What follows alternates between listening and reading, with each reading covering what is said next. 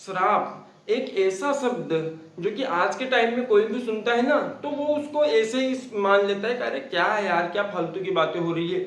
लेकिन एक टाइम ऐसा भी था कि जब किसी ऋषि के मुंह से सिर्फ श्राप शब्द भी निकल जाता तो सब भाग जाते वहां से। और मैं आम इंसान की बात नहीं कर रहा हूँ, मैं बात कर रहा हूँ बड़े बड़े राजाओं की, जिनकी बहुत बड़ी बड़ी रियासतें हुआ करती थी, वो सब भाग जाते वहां से उठ उठ के, क्योंकि उनको पता था कि अगर एक बार श्राप लग गया ना तो अपनी सिट्टी बिट्टी गुल हो जाएगी। तो आखिर में श्राप के पीछे का विज्ञान क्या है? तो तो सबसे पहले आप ये चीजें तो सबसे पहले आप ये बात जान लो कि है ना, असल में दो चीजें होती थी। एक होता था श्राप और एक होता था वरदान। श्राप में सामने वाले का नुकसान होता था और वरदान में सामने वाले का अच्छा होता था। और जो पहले ऋषि मुनि श्राप देते थे ना वो इतने एक्यूरेट होते थे। एक्यूरेट का मतलब होता है कि वो इतने सटीक होते थे कि वो जो बोलते वो हो जाता, जो कुछ भी बोलते वो जो अपने मुंह से बोल देते वो हो जाता। तो आखिर में इसके पीछे की साइंस क्या है? तो देखो, इसके पीछे दो तरह से साइंस वर्क करती है और ये दोनों तरीके आपने सुने तो बहुत बार होंगे, लेकिन आपने कभी भी ध्यान नहीं दिया होगा। सबसे फर्स्ट पे आती है नेचर पावर, इस ब्रह्मांड की ताकत। आप जब आप बचपन में होंगे तब आपने देखा होगा कि मान लीजिए आप रो रहे थे, याद करो आप एकदम बचपन में जाओ, आप जब रो रहे होते थे तो आपकी मम्मी आपको मना लेती थी, आप नहीं मानते, आप और भी रोते, फिर वो और मनाती, आप और रोते, तो फिर आपकी मम्मी आपको दो झापट लगा देती और बोल देती कि अब और रो। तो वैसे ही नेचर पावर वर्क करती है। आपने बड़े बुजुर्गों को बोलते हुए सुना होगा ना कि परिस्थिति कैसी भी हो बस खुश रहो। ये इसलिए बोला जाता है क्योंकि आप जितना रोवोगे उतना ही ये नेचर, उतना ही ये ब्रह्मांड आपको रुलाएगा, और आप जितने मुस्कुराते रहोगे ये ब्रह्मांड उतना ही आपको खुश रखेगा। अब आपके हाथ में है कि आपको रोना है कि मुस्कुराना है। भले पूरी जिंदगी रोते रहो, ये ब्रह्मांड आपको रुलाता ही रहेगा, क्योंकि आप जैसे हो आप वैसे ही रहोगे। आप में से जो कोई भी इंस्टाग्राम चलाते हैं या और भी कोई सोशल मीडिया पे अगर आप एक्टिव हैं, आप वहां पे ऐसे स्क्रॉल करते हैं, रील करते हैं ना मोबाइल के अंदर। अब उदाहरण से मान लीजिए कि आप एग्जाम देने के लिए गए, परीक्षा देने के लिए गए, तो जब आप वहां पे बैठोगे ना तो आपके दिमाग में वही चलेगा। क्यों? क्योंकि आपकी फर्स्ट प्रायोरिटी आपने वही बना के रख ली है। तो आप जैसा करोगे ना, ये जो सृष्टि है, ये जो ब्रह्मांड, ये सेम आपको वही देने वाला है, अलग से और कुछ देगा ही नहीं। इसीलिए जब भी आप इसीलिए अगर आप कोई काम कर रहे हो ना तो बाकी काम छोड़ो, सिर्फ अपने काम पे ध्यान दो। आप सिर्फ इस बात के ऊपर ध्यान दो कि पहले के जो ऋषि मुनि होते थे वो है ना हमेशा भगवान का नाम जप करते थे। लेकिन अभी भी कई सारे ऐसे इंसान हैं जो नाम जप करते हैं लेकिन फिर भी वो श्राप और वरदान दे नहीं सकते थे। तो इसके पीछे सबसे बड़ा कारण था दिमाग का। दिमाग का कारण कैसे हो जाता है इसके पीछे? देखो, आप जितना ज्यादा ध्यान लगाओगे ना आप उतना ज्यादा ध्यान के अंदर घुसते जाओगे, जितना लगा सकते हो। और जब आपका पूरा कंट्रोल आपके दिमाग के ऊपर हो जाता है, उस टाइम पे जो आपकी परिस्थिति होती है उसको बोलते हैं सिद्धि। आपने सुना होगा ना कि कोई एक इंसान है उसको सिद्धि मिली हुई है। तो आजकल तो बहुत सारे फेक इंसान घूमते हैं, लेकिन पहले के टाइम में सच में मिलते थे। तो ये सिद्धि का मतलब क्या होता है? देखो, सिद्धि तब मिलती है जब इंसान का जो कंट्रोल है वो अपने दिमाग के ऊपर रहे, तब जाके सिद्धि मिलती है। ऐसे ही नहीं मिलती है, भले आप कितने ही मंत्र जप कर लो, ऐसे नहीं मिलेगी। इसलिए आपको सबसे पहले भगवान का नाम जप करते हुए ध्यान करना पड़ेगा, आपके दिमाग को आपको कंट्रोल में लाना पड़ेगा। जब तक आप आपके दिमाग के ऊपर खुद का कंट्रोल नहीं कर लोगे तब तक आपको कभी भी सिद्धि नहीं मिलेगी। लेकिन ये जो सिद्धि होती थी ना पहले ऋषि मुनि के पास में, ये सिद्धि होती थी उनकी बातों को सही करने की।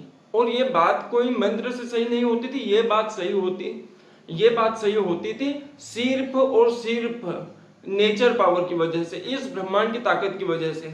अब देखो, आज की साइंस के हिसाब से समझो, आज का विज्ञान ये बोलता है कि हम जो कुछ भी बोलते हैं, जो कुछ भी, वो इस प्रकृति के अंदर जाता है और जो हमारे मुंह से निकला है वही हमें वापस में रिटर्न भी मिल जाता है। ये बात आपने कई बार सुनी होगी। और जो बात बोली जाती है ना, यही बात पहले के ऋषि मुनि इस्तेमाल किया करते थे। वो अपनी वाणी को इतनी शुद्ध कर लेते थे, या फिर वो अपनी वाणी को ऐसे कर लेते थे कि जो नेचर पावर होती है, जो ब्रह्मांड की ताकत होती है, वो सब की बात को भुला देती और सबसे पहले उनकी बात सुनती। अब वो जैसे ही बोलते कि जा तेरी पूरी जो रियासत है वो खत्म हो जाए, तो जो सामने राजा होता था उसकी पूरी रियासत तहस नहस हो जाती थी। तो आप इसी से ताकत समझ सकते हो कि आपकी बोली गई वाणी और ध्यान करने की शक्ति कितनी ज्यादा ताकतवर होती है।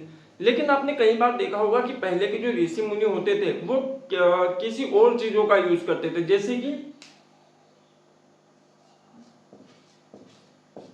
पानी। आपने देखा होगा पहले जो ऋषि मुनि होते थे वो ऐसे हाथ में पानी पकड़ के रखते थे, जब भी श्राप देते थोड़ा सा पानी लिया उड़ा दिया। ये पानी के पीछे का क्या सीन है, क्या इसके पीछे साइंस है? तो हाँ बिल्कुल है। अगर देखो यहाँ पे आपको एक स्क्रीनशॉट दिख रहा होगा और ये विकिपीडिया का है, ओरिजिनल साइंस का है, ठीक है। ये है वाटर माइन।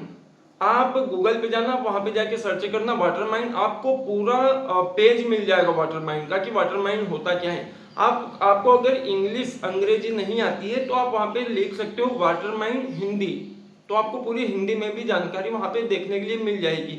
देखो वाटर माइन क्या होता है और कैसे काम करता है।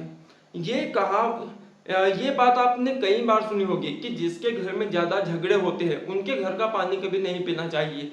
तो ऐसा क्यों? देखो पानी जो होता है ना वो जो पानी होता है उसके पास में भी खुद का दिमाग होता है, और ये बात आज के टाइम में 90% इंसानों को नहीं पता है। और ये मेरे शब्द नहीं है, ये साइंटिस्ट के शब्द है और ना ही ये अपने ग्रंथ के शब्द है, आज के विज्ञान के शब्द है। मैं पहले ये बता दूं कि जो पानी होता है ना इसका खुद का दिमाग होता है। तो देखो जब भी उसके सामने आप कुछ भी बोलोगे ना तो वो पानी के दिमाग के अंदर यानी जो वाटर माइंड है उसके अंदर वो सेव हो जाता है। अब मान लीजिए आप किसी ऐसे इंसान के घर का पानी पीते हो जहां पे हमेशा झगड़ा होता है, तो आप भी सेम हो जाएंगे और आप भी झगड़ा करना चालू कर देंगे। ये होता है वाटर माइंड, मतलब आप जिस तरीके का पानी पियोगे उसी तरीके के आप हो जाओगे। तो ये जो वाटर माइंड है ना इसी का फायदा पहले ऋषि मुनि उठाया करते थे। जानो अब कैसे? देखो आप है ना अगर आपने ध्यान दिया होगा तो उनके पास में जो पानी रहता है ना वो हमेशा उनके साथ में रहता था। जब भी वो मंत्र जप करते थे ना तब वो पानी अपने पास में ही रखते थे, ठीक है। अब जो वो पानी है उसको वो इतना सिद्ध कर लेते और इतना शुद्ध कर देते अपने मंत्रों से कि वो पानी तुरंत, यानी कि ये जो वाटर माइंड है ना इसको वो इतना ज्यादा सक्रिय कर देते थे कि वो जो भी बोलते उस बात को जो वाटर माइंड है वो तुरंत सेव कर लेता, यानी कि तुरंत सहज कर लेता उस बात को। और जैसे ही वो किसी के ऊपर पानी उड़ाते कुछ भी बोल के सेम वही का वही उसके साथ में हो जाता। और इसी को बोलते हैं पानी का दिमाग यानी कि वाटर माइंड। और ये जो वाटर माइंड ये जो कॉन्सेप्ट है ना ये अभी का नहीं है, बहुत पुराना है, लेकिन आज के टाइम में साइंस ने भी प्रूव कर दिया, आज के विज्ञान ने भी इसके सबूत पेश कर दिए हैं कि हाँ सच में वाटर माइंड होता है, यानी कि पानी का भी खुद का एक दिमाग होता है। और इसी तरीके से पहले श्राप या वरदान काम करते थे। अब देखो जो वरदान होता है ना वो भी सेम तरीके से ही काम करता था, वो भी जो ब्रह्मांड की ताकत है नेचर पावर इसी पे काम करता था और सेकंड वाटर माइंड पे काम करता था। बस श्राप और वरदान में फर्क सिर्फ इतना सा है कि श्राप उसको दिया जाता था जिसका कुछ बुरा करना हो और वरदान उसको दिया जाता था जिसका कुछ अच्छा करना हो। जैसे मान लीजिए एक राजा है जो कि जिसने बहुत ही गलत काम किए हैं, अब अगर किसी ऋषि ने उसको श्राप दिया तो उसके साथ में बुरा होगा। लेकिन अगर किसी ऋषि ने उसको वरदान दिया कि जो मतलब तुम्हारा धन है वो 4 गुना बढ़ जाएगा या फिर आज के दिन से तुम्हें सिर्फ लाभ होना शुरू हो जाएगा, तो ये वरदान में आता है, बाकी और कोई फर्क नहीं होता है। तो शायद अब आप समझ चुके होंगे कि जो श्राप या वरदान जो दिया करते थे वो किस तरीके से दिया करते थे। अब आप में से कई सारों के दिमाग में ये होगा कि क्या ये श्राप का कॉन्सेप्ट अब वर्क करता है?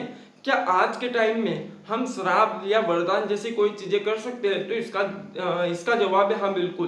देखो ये पॉसिबल है क्योंकि अपने पास में पानी भी है, वाटर माइंड भी अपने पास में, नेचर भी है, ब्रह्मांड अभी भी यहीं पे है एंड हम इसकी ताकत का इस्तेमाल भी कर सकते हैं। लेकिन प्रॉब्लम यहाँ पे आ जाती है कि हमारा दिमाग हमारे कंट्रोल में नहीं होता है। या तो हम किधर रील स्क्रॉल कर रहे होते हैं या फिर कहीं पे फालतू के वीडियोस देख रहे होते हैं या फिर आपको पता ही आजकल नेट पे कैसे कैसे वीडियो मिलते हैं वो देख रहे होते हैं या फिर किसी की बुराई कर रहे होते हैं, कुछ भी कर रहे होते हैं। तो देखो हमारा जो दिमाग है ना ये हमारे कंट्रोल में ही नहीं है। और ये बात मैंने पहले ही बोली थी कि आपका जो दिमाग है ना वो 100% कंट्रोल में होना चाहिए, तभी तभी जो श्राप और वरदान जैसी चीजें हैं ये आपके ऊपर काम करना चालू करेगी, नहीं तो नहीं करेगी। क्योंकि आपकी जो वाणी सफल होती है ना, इस वाणी को सिद्ध करना पड़ता है, और जब तक आप दिमाग के ऊपर कंट्रोल नहीं करोगे तब तक वाणी को सिद्ध करके से लोगे। इसलिए मैंने ये बोला कि सबसे पहले वाणी को सिद्ध करना जरूरी है। तो शायद अब आप पूरी बात समझ चुके होंगे। अगर आपका और कोई भी सवाल है तो आप कमेंट में जाके पूछ लेना, मैं जरूर से उसका जवाब दे दूंगा। और अगर आप इस चैनल के ऊपर नए हो तो इस चैनल को सब्सक्राइब कर लो, एंड इस वीडियो को अपने सभी दोस्तों को भेज दो, अपने घर वालों को भेज दो, जिससे कि उनको भी थोड़ा ज्ञान मिल पाए। तो चलिए मिलते हैं अगले वीडियो में। राधे राधे।